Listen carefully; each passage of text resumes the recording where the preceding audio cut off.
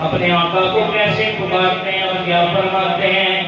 گورے گورے پاؤں چمکا دو خدا کے واسطے، گورے گورے پاؤں تو خدا کے پاس تھے نور کا تڑکا ہو پیارے اور کی شب تارے ہیں نور کا تڑکا ہو پیارے اور کی شب تارے ہیں رحمت للعالمین تیری دعائی تب گیا رحمت للعالمین تیری دعائی تب گیا اب تو مولا تیرا سر پر گناہ کا بار ہے اب تو مولا تیرا سر پر گناہ کا بار ہے گونج گونج اٹھے ہیں نغمات تیرا جیسے بوستا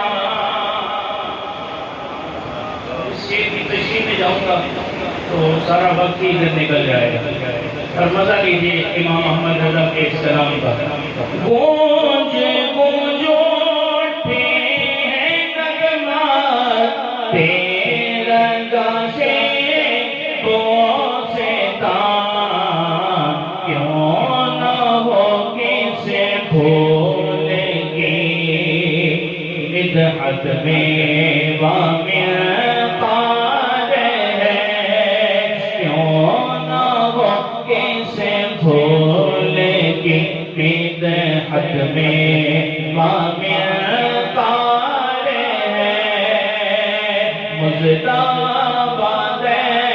آسیوں شہ ابرار ہے تہنیت ہے مجرموں ذات خدا کا پار ہے وعلیکم السلام میرے نہایت ہی واجب الاحترام بزرگوں محترم اسلامی بھائیوں اللہ رب العزت کا کروڑ احسان ہے کہ جس رب کائنات نے ہمیں آج جمعۃ المبارک کا یہ بابرکت دن رمضان المبارک میں عطا فرمایا اور یقیناً یہ جمعۃ الوداع ہے اس ماہ رمضان کا آخری جمعہ ہے اللہ پاک ہمیں جو ایام بقیہ رہ گئے ہیں جو ساعتیں رمضان کی بقیہ ہیں اللہ ہمیں ان میں خوب اس کو یاد کرنے کی توفیق عطا فرمائے اور جو آج دن تک ہم نے روزے رکھے جو ٹوٹی پھوٹی عبادات ہم نے کی جو قرآن کی تلاوت کی جو قرآن کی تلاوت سماعت کی اللہ پاک سب کو قبول فرمائے اور اس سب کو ہمارے لیے آخرت میں ذریعہ نجات بنائے نبی پاک صاحب الاولاد سیاہ افلاک صلی اللہ تعالی علیہ وسلم پر درود پاک پڑھنے کے بے شمار فضائل ہیں حضور نبی آخر الزمان صلی اللہ تعالی علیہ وسلم نے ارشاد فرمایا کہ جو میرا امتی مجھ پر ایک مرتبہ درود پاک پڑھتا ہے اللہ تبارک و تعالی اس پر 10 رحمتیں نازل فرماتا ہے ہمیں چاہیے کہ ہم اپنے آقا صلی اللہ تعالی علیہ وسلم پر درود پاک کی کثرت کیا کریں اور میں نے بارہا یہ عرض کیا ہے کہ کثرت کے ساتھ درود پاک پڑھنے سے کیا مراد ہے فرمایا کہ جو بندہ دن میں 313 مرتبہ درود پاک پڑھتا ہے تو وہ کثرت کے ساتھ درود پاک پڑھنے والوں میں شمار کیا جاتا ہے 313 مرتبہ درود پاک پڑھنا کوئی مشکل عمل نہیں ہے نہایت ہی آسان عمل ہے تو آپ اس کی نیت فرما لیں اور رمضان میں تو نیکیوں کا ثواب بڑھ جاتا ہے اجر بڑھ جاتا ہے کئی گناہ بڑھا کے اللہ عطا فرماتا ہے اور امت محمدیہ کی یہ خصوصیات ہیں اللہ تبارک و تعالی نے پیارے حبیب صلی اللہ تعالی علیہ وسلم کے صدقے اس امت پر یہ کرم کیا ہے کہ ابھی یہ امت کام نیکی کا کرتی نہیں، ابھی نیکی کا ارادہ ہی کیا جاتا ہے، اللہ تبارک و تعالی ثواب پہلے عطا فرما دیتا ہے۔ یہ اس امت کی خاصیت ہے جو دیگر کسی نبی کی امتوں کو نہیں ملی ہے۔ نیکی کا ارادہ کرنے کے لیے کوئی گھر سے نکلتا ہے، نیت ہی کرتا ہے، اللہ تبارک و تعالی اس کو ثواب عطا فرما دیتا ہے۔ پھر جب نیت پر عمل کر لیتا ہے اور پھر ثواب بھی اللہ دگنا عطا فرماتا ہے۔ اور پھر رمضان کا مہینہ ہو اور رمضان کے مہینے میں بندہ روزے کی حالت میں ہو اور دن بھی جمعے کا ہو اور جمعے کا دن بھی جمعۃ الوداع ہو، آخری جمعہ ہو، اور اس آخری جمعہ میں اگر کوئی بندہ اپنے سونے مصطفیٰ پر درود پاک پڑھے گا، اور یہ عبادت وہ ہے کہ جو قبول ہی قبول ہے۔ کوئی حج کرتا ہے گارنٹی نہیں قبول ہوگی، روزہ رکھتا ہے گارنٹی نہیں قبول ہوگی، کوئی فطرہ دیتا ہے، زکات دیتا ہے، گارنٹی نہیں قبول ہوگی، لیکن ایک عمل ایسا ہے کہ بندہ کر لیتا ہے، اللہ تبارک و تعالیٰ کی رحمت سے امید ہے کہ وہ عمل ایسا ہے کہ اس کو اللہ تبارک و تعالیٰ قبول ہی قبول فرماتا ہے۔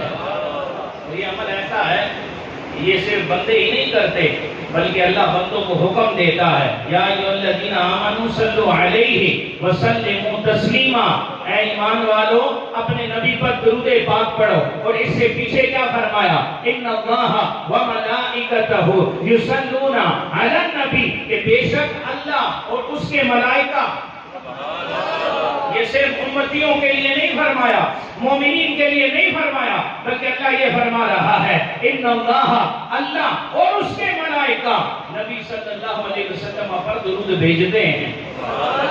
یہ ایسا عمل ہے، نماز ہم پڑھتے ہیں، روزہ ہم رکھتے ہیں، زکات ہم دیتے ہیں، فطرہ ہم دیتے ہیں، حج ہم کرتے ہیں، غریبوں کی مدد ہم کرتے ہیں۔ درود شریف جو ہے وہ ایسا عمل ہے، یہ ہم بھی کرتے ہیں اور اللہ تبارک و تعالی بھی کرتا ہے۔ یہاں پہ یہ مسئلہ آپ ذہن نشین کر لیں کہ جیسے ہم درود پاک پڑھتے ہیں، جب درود کی نسبت رب کی طرف کی جائے تو اس سے مراد یہ نہیں ہوتا کہ رب بھی پڑھتا ہے، کیوں کہ اللہ تبارک و تعالی زبان سے پاک ہے، جسم سے پاک ہے، زبان کے لیے جسم کا ہونا ضروری ہے، اللہ جسم سے پاک ہے۔ مطلب کیا ہوگا؟ مطلب یہ ہوگا کہ اللہ تبارک و تعالی اپنے حبیب پر رحمت نازل کرتا ہے۔ اب وہ کتنی نازل کرتا ہے یہ رب جانتا ہے، یا جن پر نازل کی جاتی ہیں وہ جانتے ہیں کہ کتنی رحمتوں کا نزول ہو رہا ہے۔ اللہ رحمتیں بھیجتا ہے اپنے آقا، اپنے ہم غلاموں کے آقا صلی اللہ تعالی علیہ وسلم پر، اور ملائکہ کے ساتھ جب یہ نسبت کی جاتی ہے تو ملائکہ سے مراد کیا ہوتا ہے؟ دعا۔ دعا تو حضور کے درجات بلندی کی ملائکہ دعا کرتے ہیں اللہ کی بارگاہ میں کہ مولا اپنے سونے نبی کو جو تو نے جنت میں درجات عطا فرمائے ہیں ان سے اور بلند و بالا بھی عطا فرما دے۔ اور جب ہماری طرف درود کی نسبت ہوتی ہے تو مطلب کیا ہے؟ پڑھنا صلی اللہ علی محمد صلی اللہ علیہ وسلم، الصلاۃ والسلام علیک یا رسول اللہ وعلی آلک واصحابک یا حبیب اللہ۔ ہماری طرف نسبت ہے تو پھر مراد ہے پڑھنا۔ اب ہم پڑھتے ہیں، کتنا پڑھتے ہیں؟ یہ جتنا پڑھیں گے انشاءاللہ اپنے مقدر کو اتنا سنوارتے رہیں گے۔ آج جمعۃ الوداع ہے اور میں نے جس آیہ مبارکہ کی تلاوت کی ہے، اللہ تبارک و تعالی ہمیں کچھ چیزوں کا حکم ارشاد فرماتا ہے اور اس آیت مبارکہ میں کچھ چیزوں سے منع فرماتا ہے۔ رمضان مبارک کا مہینہ ہم سے جدا ہو رہا ہے اور ہمیں اس مہینے میں یقیناً ہم نے گناہوں سے اپنے آپ کو دور رکھے رکھا، گناہوں سے بچتے رہے، نیکیوں کی طرف لگے رہے، نیک کام کرتے رہے، نیک اعمال کی طرف ہماری رغبت رہی، بڑھ چڑھ کے ہم نیکیوں کی طرف رہے۔ مسجدیں عام دنوں میں اتنی آباد نہیں ہوتی، رمضان میں آباد ہو جاتی ہیں، نمازیوں کی تعداد بڑھ جاتی ہے، تلاوت قرآن پاک کرنے والوں کی تعداد بڑھ جاتی ہے۔ تو یہ رمضان کا ایک ذوق ہوتا ہے، رمضان کا ماحول ایسا بن جاتا ہے کہ ہر دوسرا بندہ قرآن کی تلاوت میں مشغول ہوتا ہے، نوافل پڑھ رہا ہے، ذکر اذکار کر رہا ہے۔ تو اللہ تبارک و تعالیٰ نے ہمیں قرآن پاک میں کچھ چیزوں کے کرنے کا حکم ارشاد فرمایا، کچھ چیزوں سے منع فرمایا۔ اللہ تبارک و تعالیٰ ارشاد فرماتا ہے ان اللہ یأمر بالعدل والاحسان وایتاء ذی القربى، اللہ حکم فرماتا ہے انصاف اور نیکی اور رشتہ داروں کے ساتھ حسن سلوک کرنے کا اللہ حکم دیتا ہے، اور منع فرماتا ہے بے حیائی اور بری بات اور سرکشی سے۔ تمہیں نصیحت فرماتا ہے کہ تم دھیان میں رہو۔ اللہ تبارک و تعالیٰ نے جن چیزوں کا حکم دیا ہے ان میں عدل کرنا ہے، انصاف کرنا ہے، احسان کرنا ہے اپنے رشتہ داروں پر، غرباء پر، مساکین پر، غریبوں پر، فقیروں پر، جو صحیح معنوں میں فقیر شرعی ہیں ان کی مدد کرنے کا اللہ حکم ارشاد فرما رہا ہے کہ غرباء مساکین کی مدد کرو، حاجت روا کی حاجت پوری کرو۔ اور پھر اللہ تبارک و تعالیٰ نے جن چیزوں سے منع کیا ہے، پہلی جو اس میں چیز ذکر فرمائی ہے وہ ہے عن الفحشاء، فحش چیز سے بچنے کا اللہ نے حکم دیا ہے۔ اب اس کی ڈیٹیل میں جاتے ہیں تو فحش چیز کیا ہے، کس کس چیز کو فحش کہا جاتا ہے، بری چیز ہے۔ ہم سب ذی شعور بیٹھے ہیں اور ہم جانتے ہیں کہ کون سی چیزیں ایسی ہیں کہ جن کے کرنے سے اللہ ناراض ہوگا۔ کیوں کہ ہمارے اندر ایک قاضی بیٹھا ہوا ہے، ایک مفتی بیٹھا ہوا ہے کہ جب ہم غلط چیز کی طرف ہاتھ بڑھاتے ہیں تو وہ روکتا ہے، وہ سزا دیتا ہے کہ نہیں بھائی اللہ ناراض ہوگا، اللہ کے حبیب ناراض ہوں گے، رک جا، یہ کام کرنے سے باز آ جا۔ اور جب ہم نیکی کا ارادہ کرتے ہیں تو وہی مفتی ہماری رہنمائی کرتا ہے، جو قلب ہے یہ ہماری رہنمائی کرتا ہے کہ بھائی بڑھ آگے جا، یہ کام کر، اور کام کرنے کا صلہ کیا ملے گا، رب بھی راضی ہوگا، رب کا حبیب بھی راضی ہو جائے گا۔ نے فرمایا کہ جن چیزوں سے اللہ نے منع کیا، آج ڈاکٹر کسی کو پرہیز بتا دیتا ہے کہ بھئی بڑا گوشت نہیں کھانا، کتنا ہی اچھا گوشت کیوں نہ پکا ہو، خوشبو بھی بڑی پیاری کیوں نہ آ رہی ہو، بندے کو بھوک بھی لگی ہو، ابھی افطاری کا وقت ہو اور بھوک شدت پہ ہو اور سامنے بڑا گوشت رکھ دیا جائے، کوئی دیکھتا نہیں اس طرف، کیوں بھائی ڈاکٹر صاحب نے منع کیا ہے، کھاؤ گے تو یہ مسئلہ ہو جائے گا۔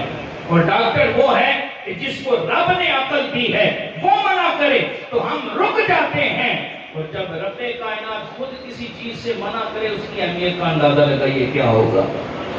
رب کسی چیز سے منع کر رہا ہے اور ہم منع نہیں ہو رہے، رک نہیں رہے۔ آج رمضان المبارک کا یہ جمعہ الوداع کا دن ہے، اور اس دن نیت کر لیں کہ اللہ تبارک و تعالیٰ نے جو چیزیں ہم پر حرام کی ہوئی ہیں ہم نے ان کی طرف دیکھنا بھی نہیں ہے۔ جیسے رمضان المبارک میں ہم ہر بری چیز سے اپنے آپ کو بچا کے رکھتے ہیں، گالی سے بچا کے رکھتے ہیں، جھوٹ سے بچا کے رکھتے ہیں، غیبت سے بچا کے رکھتے ہیں، چغلی سے بچا کے رکھتے ہیں، ہر برائی سے اپنے آپ کو ہم محفوظ رکھتے ہیں، تو یہ نیت کر لیں اور رب کی بارگاہ میں دعا بھی کریں کہ مولا جس طرح تو نے رمضان میں ہمیں توفیق دی ہے ہم برائیوں سے بچے رہے، رمضان کے علاوہ بھی ہمیں یہ توفیق عطا فرما دے، ہمیں اس پہ استقامت عطا فرما دے۔ فحش چیز کیا ہے اور کن کن چیزوں کو فحش کہا جاتا ہے؟ پہلی جو چیز بیان کی گئی ہے وہ ہے زنا، بدکاری کرنا، زنا کاری کرنا۔ اب زنا جسم کا ہوتا ہے، آنکھوں کا بھی زنا ہوتا ہے، کوئی بندہ آنکھوں سے بد نگاہی کر کے زنا کرتا ہے، اور کوئی بندہ معاذ اللہ اپنے جسم کے ذریعے جو ہے وہ بد کرداری کرتا ہے، برا پیش کرتا ہے۔ نبی کریم صلی اللہ تعالی علیہ وسلم کے صحابی حضرت عبداللہ ابن عباس رضی اللہ تعالی عنہ سے مروی ہے، آپ فرماتے ہیں کہ الفاحشہ سے مراد زنا و بدکاری ہے، کہ اللہ تبارک و تعالی زنا و بدکاری سے منع فرما رہا ہے کہ اس کے قریب بھی نہیں جانا، اور اللہ تبارک و تعالی نے قرآن پاک میں اس گندے کام کو کھلی گمراہی فرمایا ہے۔ زناکاری کرنا اس کو اللہ تبارک و تعالی نے قرآن پاک میں کھلی گمراہی فرمایا ہے کہ یہ کھلی گمراہی ہے۔ آج بھی ہمارے ہم معاشرے میں بعض لوگ یہ سوال کرتے ہیں کہ بھائی ہمارے جو ہے وہ جذبات ہیں، ہمارے جذبات بڑھ جاتے ہیں، جوانی ہے، جوانی آب و تاب میں ہے، ہم اپنے آپ کو روک نہیں سکتے، تو ہمیں اس چیز کی چھوٹ دینی چاہیے معاذ اللہ۔ حضور نبی کریم صلی اللہ تعالی علیہ وسلم کی مجلس سجی ہے، اور اسی طرح کا سوال لے کر ایک صاحب حضور کی بارگاہ میں تشریف لاتے ہیں اور آ کے حاضر ہوتے ہیں، اور حاضر ہو کے عرض کرتے ہیں یا رسول اللہ میں ایک چیز کی آپ سے اجازت مانگتا ہوں۔ حضور نے فرمایا کیا چیز ہے؟ عرض کرتے ہیں یا رسول اللہ مجھے زنا کرنے کی اجازت عطا فرمائیے۔ اب صحابہ نے جب یہ جملہ اس بندے کے لبوں سے نکلتا ہوا سنا تو صحابہ دوڑ پڑے اس کو مارنے کے لیے کہ یہ کیسی بے ادبی اور گستاخی ہے، حضور کی بارگاہ میں بیٹھا ہے اور حضور سے گناہ کی اجازت مانگ رہا ہے۔ سرکار نے روک دیا، سرکار نے صحابہ سے فرمایا صحابہ ٹھہر جاؤ میں اس سے بات کرتا ہوں۔ حضور نے اسے قریب بلایا۔ ہمارے سامنے کوئی غلط کام کرے تو ہم مارنے پہ آ جاتے ہیں، مگر قربان جائے حضور علیہ السلام کی تربیت کیسی ہے۔ حضور فرماتے ہیں میرے صحابہ ٹھہرو، اسے میرے قریب بلاؤ، وہ قریب آتا ہے۔ حضور فرماتے ہیں اور قریب آ، وہ اور قریب آ کے بیٹھتا ہے۔ نبی کریم صلی اللہ تعالی علیہ وسلم فرماتے ہیں اے میرے صحابی جس چیز کو تو یہ پسند کرتا ہے، جس چیز کے بارے میں تو مجھ سے اجازت مانگ رہا ہے، کیا تجھے یہ پسند ہے کہ تیری ماں کے ساتھ بھی کوئی یہ عمل کرے؟ اب حضور سمجھا کیسے رہے؟ فرمایا کیا تجھے پسند ہے، تو اس چیز کو پسند کرتا ہے، کیا تیری ماں کے ساتھ بھی کوئی یہ عمل کرے؟ تو وہ عرض گزار ہوئے یا رسول اللہ میری جان آپ پر فدا ہو جائے، میں کبھی اس بات کو پسند نہیں کروں گا۔ حضور نے فرمایا جب تو پسند نہیں کر رہا تو لوگ بھی اس چیز کو پسند نہیں کرتے کہ ان کی ماں کے ساتھ برا کام کیا جائے۔ پھر حضور فرماتے ہیں کیا تو اس چیز کو پسند کیا کرتا ہے کہ تیری بیٹی کے ساتھ یہ عمل ہو، تیری بہن کے ساتھ یہ عمل ہو، اور تیری خالہ اور پھپھو کے ساتھ یہ عمل ہو؟ حضور نے 5 رشتے گنوانے کے بعد ارشاد فرمایا تو اس چیز کو پسند کرتا ہے؟ تو وہ عرض کرتے ہیں یا رسول اللہ میری جان آپ پر قربان ہو جائے، میں کبھی اس چیز کو پسند نہیں کرتا۔ حضور نے فرمایا جب تو بھی پسند نہیں کرتا کہ تیری ماں کے ساتھ، تیری بیٹی کے ساتھ، تیری بہن کے ساتھ، تیری خالہ کے ساتھ، تیری پھپھو کے ساتھ کوئی غلط کام کرے، کوئی بدکاری کرے، تو لوگ بھی اس چیز کو پسند نہیں کرتے کہ لوگوں کی ماں بہنوں کے ساتھ یہ کام کیا جائے۔ اور پھر وہ صحابی ان کی آنکھوں سے آنسو نکل آتے ہیں، حضور علیہ السلام دعا کے لیے ہاتھ اٹھا دیتے ہیں۔ اب اپنے اس پیارے صحابی کے لیے حضور دعا فرماتے ہیں کہ اے اللہ اس کے گناہ معاف فرما دے اور اس کے دل کو خوب ستھرا فرما دے۔ یا اللہ اس کی عصمت داری کی حفاظت فرما دے، اس کی پاسداری کی حفاظت فرما دے۔ صحابہ کرام بیان فرماتے ہیں کہ حضور اپنے چہرے پہ ہاتھ پھیرتے ہیں، وہ صحابی اٹھ کے حضور کی مجلس سے چلا جاتا ہے۔ فرماتے ہیں اس کے بعد جس نے بھی اس صحابی کو دیکھا ہے اس نے اپنی نظریں زمین کی طرف رکھی ہوئی ہے۔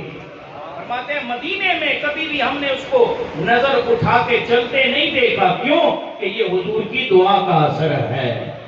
نبی کریم صلی اللہ تعالی علیہ وسلم کتنے پیارے انداز کے ساتھ سمجھا رہے ہیں، اور آج ہمیں بھی غور کرنا ہے۔ اور پھر حضور علیہ السلام کی حدیث پاک ہے، حضور فرماتے ہیں کہ تم پاک دامن بن جاؤ، تم پاک دامن بن جاؤ، تمہاری عورتیں بھی پاک دامن بن جائیں گی۔ نبی کریم صلی اللہ تعالی علیہ وسلم نے ارشاد فرمایا جس نے بدکاری پر عمل کیا، جس نے بدکاری کی، مفہوم عرض کر رہا ہوں، جس نے بدکاری کی تو یہ بدکاری کرنا اس کے گھر کی طرف بھی لوٹے گا، حتیٰ کہ وہ اپنے گھر کی دیواریں ہی کیوں نہ اونچی کر لے۔ یہ ایسا برا عمل ہے، یہ ایسا برا فعل ہے کہ کوئی کسی کی ماں بہن کی طرف غلط نظر سے دیکھتا ہے، اسے یہ سوچنا چاہیے کہ میں کسی ماں بہن کی طرف غلط نظر سے دیکھ رہا ہوں تو میرے گھر میں بھی ماں بہنیں موجود ہیں، انہیں بھی اسی نظر سے دیکھا جائے گا۔ نبی کریم صلی اللہ تعالی علیہ وسلم نے بدکاری کے حوالے سے حضور علیہ السلام کی ایک حدیث پاک موجود ہے اور کئی روایات موجود ہیں، حضور نے سختی سے منع فرمایا ہے۔ ایک صحابی حضور کی بارگاہ میں عرض کرتے ہیں یا رسول اللہ دنیا میں سب سے بڑا گناہ کون سا ہے، اس جہاں میں سب سے بڑا گناہ کیا ہے؟ تو حضور علیہ السلام فرماتے ہیں سب سے بڑا گناہ یہ ہے کہ تو اپنے رب کے ساتھ کسی کو شریک ٹھہرائے، کہ اس رب کائنات نے تجھے پیدا کیا ہے، اس خالق نے تجھے پیدا کیا ہے، وہ تجھے کھلاتا ہے پلاتا ہے، لیکن تو اس کا شریک کسی اور کو ٹھہراتا ہے۔ فرمایا یہ دنیا کا سب سے بڑا گناہ ہے۔ عرض کی کہ یا رسول اللہ اس کے بعد کون سا گناہ ہے؟ نبی کریم صلی اللہ تعالی علیہ وسلم نے فرمایا، اور یہ بات ہمارے معاشرے میں اللہ معاف کرے بہت پائی جا رہی ہے، اور لوگ اس بات پہ کانفرنسز کر رہے ہیں، اور بات کیا ہے؟ حضور علیہ السلام فرماتے ہیں کہ تو اپنے بچے کو اس وجہ سے قتل کر دے کہ تو اسے پالے گا کیسے۔ لوگ آج کل یہ کانفرنسز ہو رہی ہیں کہ بچوں کو ضائع کر دیا جائے، بچوں کو آپ ضائع کروا دیں، بچوں کو ضائع کروانا ٹھیک ہے، آپ بچوں کو پیدا کریں گے تو کھلائے گا کون، پلائے گا کون؟ ارے ہمارا رب وہ ہے کہ جو پتھروں کے اندر چونٹی کو خوراک دے سکتا ہے، وہی رب ہماری اولادوں کو بھی پال سکتا ہے۔ اس رب نے ہمارے کھانے کا ذمہ اپنے ذمہ کرم پہ لیا ہے۔ ہمیں یہ بات سوچی نہیں چاہیے کہ اگر اولاد پیدا ہوگی تو کھلائے گا کون؟ جو رب ہمیں کھلا رہا ہے وہی رب ہماری اولادوں کو بھی کھلائے گا۔ نبی کریم صلی اللہ علیہ وسلم سے عرض کی گئی، یا رسول اللہ تیسرا بڑا گناہ کیا ہے؟ نبی کریم صلی اللہ تعالی علیہ وسلم نے ارشاد فرمایا کہ اپنے ہمسائے کی بیوی کے ساتھ بدکاری کرنا۔ کتنا برا عمل ہے۔ ہمسایہ تو سانجا ہوتا ہے، اس کی دیوار تو ساتھ ہوتی ہے، لیکن کچھ بدبخت ایسے ہوتے ہیں کہ اپنے ہمسائے، اپنے پڑوسی کی بیوی پہ نظر رکھتے ہیں اور گندی نظر رکھتے ہیں، اور وہ یہ سوچ رہا ہے کہ میں یہ عمل کر رہا ہوں میرے گھر والے محفوظ رہیں گے۔ حضور نے فرمایا نہیں، ایسا نہیں ہو سکتا، اگر تو بدکاری کرے گا تو یہی بدکاری تیرے گھر والوں کی طرف بھی لوٹ کے آئے گی۔ تو یہ فحش بدکاری زنا کو کہا جاتا ہے۔ دوسری فحش کی قسم کیا ہے؟ اسے کہا جاتا ہے شراب نوشی کے حوالے سے فرمایا گیا کہ یہ بھی بری بات ہے، فحش ہے، برا عمل ہے، اور اس کے حوالے سے نبی کریم صلی اللہ تعالی علیہ وسلم کی کئی روایات موجود ہیں جس میں شراب نوشی کی وعیدیں حضور نے فرمائی ہیں۔ آج رمضان مبارک کی اب برکت سے آتے ہیں اور دعا مانگے کہ یا اللہ ہمیں ہر قسم کے گناہ سے نجات عطا فرما، ہمیں ہر قسم کے گناہوں سے دور فرما دے، یا اللہ ہمیں اپنا اور اپنے محبوب کا فرما و بردار بنا دے۔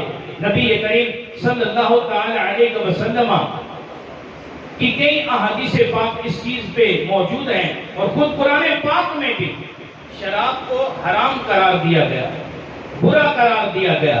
ایک مسلمان کسی یہودی کے گھر جاتے ہیں اور ان کے گھر جا کے وہ دعوت رکھتا ہے، تو آپ جب گھر جاتے ہیں تو وہ کھانے کے لیے انگور پیش کرتا ہے۔ اب بعض لوگ کہتے ہیں کہ بھئی شراب جو ہے یہ پھل سے بنتی ہے، پھل کھانا جائز ہے، تو شراب پینا کیسے ناجائز ہو گیا؟ سوال ذہن میں آ سکتا ہے کہ بھئی انگور سے جو ہے وہ انگور کو کھانا حلال ہو جاتا ہے اور انگور سے بنی ہوئی شراب پینا حرام ہو جاتا ہے۔ سرکہ کھانے میں ڈالتے ہیں لیکن سرکے کی بنی ہوئی شراب پینا حرام ہو جاتا ہے، سوال ذہن میں آ سکتا ہے۔ تو ایک مسلمان کسی یہودی کے گھر جاتے ہیں تو وہ کھانے کے لیے انگور پیش کرتا ہے، آپ انگور بڑے شوق سے کھاتے ہیں۔ اب جب انگور کھا کے فارغ ہو جاتے ہیں تو وہ شراب لا کے دیتا ہے۔ اب کہتے ہیں استغفر اللہ میں مسلمان ہوں اور میرے پہ یہ حرام ہے، میں یہ نہیں پی سکتا۔ وہ کہتے ہیں حیرت کی بات ہے یار، انگور تو آپ نے اتنے زبردست انداز میں کھا لیے، ایک انگور نہیں چھوڑا، سارے کھا چکے ہیں، اور یہ شراب اسی انگور کی بنی ہوئی ہے، اس کو آپ نہیں پی رہے۔ اب انہوں نے یہ جو اللہ کے ولی ہوتے ہیں یہ باتیں سمجھتے ہیں کہ اس کو کیسے سمجھانا ہے، اس کے دل کے دروازے کو کیسے دستک دینی ہے، اسے بات کیسے سمجھ آئے گی۔ اگر وہ یہ فرماتے کہ میرے رب نے قرآن میں بیان کیا ہے حرام ہے، وہ کہتے ہیں ٹھیک ہے آپ کے لیے حرام ہے، میں پی سکتا ہوں، اب سمجھا کیسے رہے ہیں؟ آپ نے فرمایا اچھا یہ بات ہے، آپ کے گھر میں بیوی ہے آپ کی؟ کہاں ہے؟ فرمایا اسے بلائیں۔ بیوی آ جاتی، فرمایا اور کون ہے گھر میں؟ کہا بیٹی ہے، کہا بیٹی کو بھی بلائیں۔ بیٹی بھی آ جاتی، کہا آپ کی بیوی آپ پہ حلال ہے؟ کہا ہاں جی حلال ہے۔ تو پھر بیٹی آپ پر حلال کیوں نہیں ہے؟ بیٹی آپ پر حرام ہے۔ بیوی کے ساتھ آپ اپنے خواہشات کو پورا کر سکتے ہیں لیکن آپ بیٹی کے ساتھ یہ عمل نہیں کر سکتے، کیوں کہ بیٹی حرام ہے۔ کہا ہمارے مذہب میں ہے کہ بیٹی کے ساتھ ایسے رشتے نہیں رکھے جا سکتے۔ کہا جب آپ کے مذہب میں یہ ہے کہ بیٹی کے ساتھ ایسے رشتے نہیں رکھے جا سکتے تو ہمارے مذہب میں اللہ تبارک و تعالی نے شراب کو حرام قرار دیا ہے۔ اب جب یہ بات وہ یہودی سنتا ہے تو وہ کہتا ہے کہ میں اس دین پہ قربان جاؤں جس نے میرے دل کے دروازے کھول دیے ہیں، ابھی مجھے کلمہ پڑھا کے اپنے نبی کا امتی بنا دو۔ تو شراب پینا یہ مسلمانوں پر حرام کیا گیا ہے۔ نبی کریم صلی اللہ تعالی علیہ وسلم ارشاد فرماتے ہیں، صحابہ کی مجلس موجود ہے، حضور علیہ السلام ارشاد فرما رہے ہیں، اے میرے صحابہ، حدیث پاک طویل ہے، مختصر عرض کر رہا ہوں۔ حضور فرماتے ہیں کہ اگر کوئی پہلی مرتبہ شراب پیے اور پھر نادم ہو جائے، روئے، اللہ کی بارگاہ میں معافی مانگے، اللہ معاف کر دیتا ہے، رب اس کی معافی کو قبول فرما دیتا ہے، رب معاف کر دیتا ہے۔ فرمایا پھر وہی عمل دوسری مرتبہ کرے، یہی شخص دوسری مرتبہ شراب پیے پھر نادم ہو جائے، اللہ کی بارگاہ میں توبہ کرے، فرمایا رب دوسری مرتبہ بھی معاف فرما دیتا ہے۔ بولو نا یا سبحان اللہ، رب دوسری مرتبہ بھی معاف کر دیتا ہے۔ حضور فرماتے ہیں جب یہی بندہ تیسری مرتبہ بھی یہی گناہ کرتا ہے، شراب پیتا ہے، شراب میں بدمست ہو جاتا ہے، اور پھر جب اسے ہوش آتی ہے وہ سوچتا ہے کہ میں نے یہ عمل غلط کیا ہے، اللہ سے معافی مانگنی چاہیے، اللہ کی بارگاہ میں رونا چاہیے، اور وہ رو کے گڑ گڑا کے تیسری بار بھی اللہ سے معافی مانگتا ہے، رب معاف کر دیتا ہے۔ پھر حضور اگلی بات جو فرما رہے ہیں، حضور فرماتے ہیں کہ جب بندہ چوتھی مرتبہ پیتا ہے، جب بندہ چوتھی مرتبہ پیتا ہے تو رب تعالیٰ اس بندے سے وعدہ کرتا ہے کہ میں اس کو جہنمی پانی پلاؤں گا۔ اور وہ جہنمی پانی کیا ہے؟ حضور سے صحابہ عرض کرتے ہیں، یا رسول اللہ وہ پانی کیسا ہوگا؟ سنیے اور خوف سے ڈرجیے۔ نبی کریم صلی اللہ علیہ وسلم فرماتے ہیں کہ اللہ تبارک و تعالی مفہوم عرض کر رہا ہوں، جہنمیوں کو سزا دے گا اور ان کے جسموں سے خون نکلے گا، پیپ نکلے گا، اور یہ جو بندہ چوتھی مرتبہ شراب پی کے اللہ کی نافرمانی کر رہا ہے، فرمایا کل قیامت والے دن جہنم میں اللہ تبارک و تعالی اس کو دوزخیوں کا پیپ پلائے گا، عذاب کے طور پر اس کو اللہ تبارک و تعالی ایسی سزا دے گا۔ اور پھر فرمایا فحش سے ایک چیز مراد یہ بھی ہے کہ گناہ کو فحش کہا گیا ہے اور اس سے بچنا چاہیے، اور شیطان کی ہر وقت کوشش رہتی ہے کہ بندے کو اس میں مبتلا رکھے، گناہوں میں مبتلا رکھے۔ نبی کریم صلی اللہ تعالی علیہ وسلم کی حدیث پاک کا مفہوم ہے، حضور فرماتے ہیں کہ شیطان ابن آدم کے خون میں گردش کرتا ہے، یہاں تک کہ وہ اس کے دل پہ قبضہ کر لیتا ہے، اور فرمایا جب وہ اللہ کا ذکر شروع کرتا ہے تو شیطان بھاگ جاتا ہے، اور پھر جب وہ اللہ کے ذکر سے غافل ہو جاتا ہے تو دوبارہ پھر شیطان اس پر حاوی ہو جاتا ہے۔ اور پھر یہ بھی بیان کیا گیا کہ جب کوئی بندہ گناہ کرتا ہے تو اس کے دل پر ایک سیاہ نقطہ لگتا ہے، اور پھر جب وہ گناہوں کا ارتکاب بار بار گناہ کرتا ہے، اس میں جو ہے وہ مبتلا رہتا ہے، تو وہ سیاہ نقطہ بڑھتے بڑھتے اس کے سارے دل پہ چھا جاتا ہے، اور پھر فرمایا کہ جب وہ مزید گناہ کرتا ہے تو اس کے دل پہ کالا غلاف لپیٹ دیا جاتا ہے۔ اب اس کو نصیحت کی بات اثر نہیں کرتی، اب اس کو سمجھایا جاتا ہے کہ بھائی یہ گناہ چھوڑ دے، اس پر اثر نہیں ہو رہا۔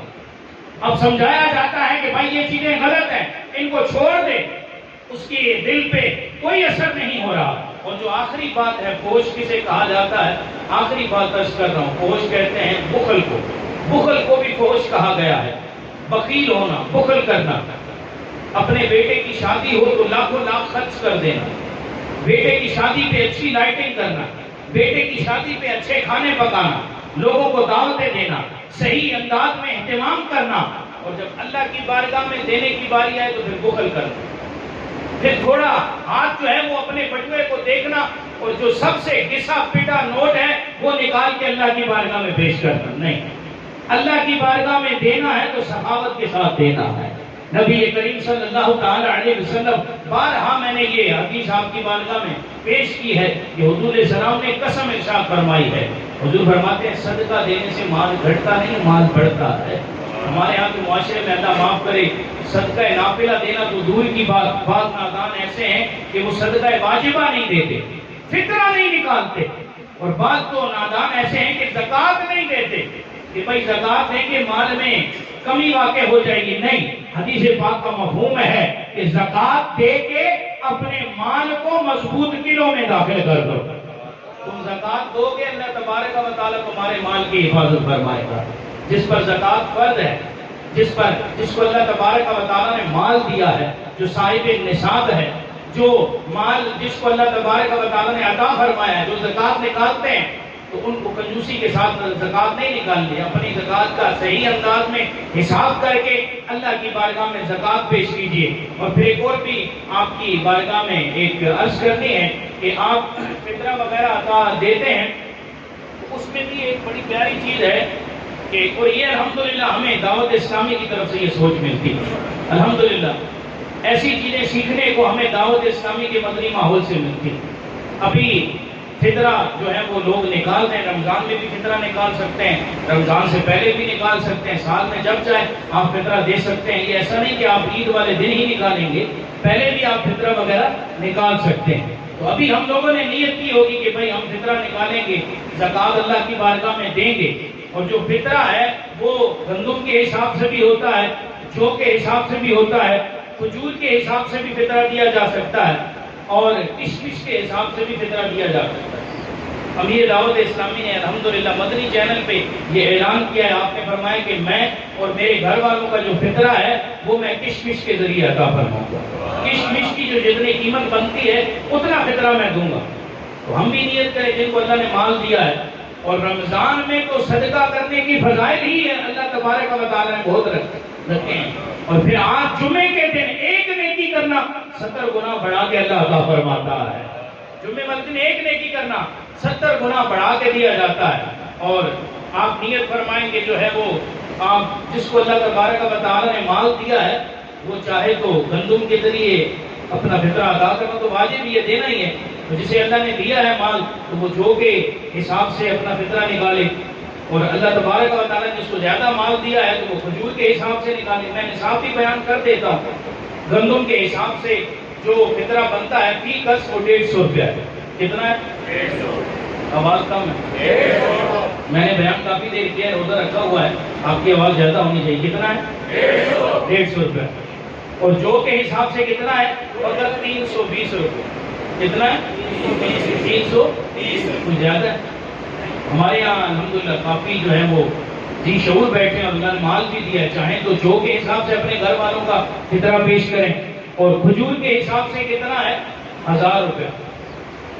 جس کو اللہ نے مال دیا ہے تو اپنے گھر کا فطرہ 1000 روپے کے حساب سے دے، اور آج ہی دے، جمعے والے دن دے، تو پھر انشاءاللہ اللہ 70 گنا بڑھا کے عطا فرمائے گا۔ اور پھر کشمش کے حساب سے 2200 روپے فطرہ بنتا ہے۔ فی کس فطرہ کتنا بنتا ہے؟ 2200۔ تو آپ نیت فرمائیں کہ اللہ تبارک و تعالیٰ کی بارگاہ میں اس انداز میں ہم جو ہے وہ اپنا صدقہ اور اپنا فطرہ پیش کریں گے۔ اللہ تبارک و تعالیٰ قبول فرمائے۔ اللہ تعالیٰ ہمیں صحیح معنوں میں جو بقیہ ایام رہ گئے ہیں ان میں